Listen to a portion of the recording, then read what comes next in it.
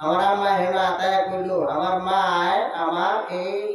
হাড়ের মধ্যে আতায়া কইলো আমার পুতে সার্জারি লাগবে হাড় অপারেশন লাগবে তারা কথা হিসেবে তো রিপোর্টে কয় মানুষ মানুষ দেখলে কয় বেমার নাই রিপোর্ট দেখলে তো সময় নাই আমাদের রিপোর্ট দেখে তো সময় নাই যা মরে গেছিলাম মার দোয়ার বরকতে আতায়া দিছে হাসায় হেলো গিয়ে নেওয়ার পরে একদম ড্রেস টেস্ট পিন্দায় নিছে আপনার অপারেশন আপনার কোয়ার্টার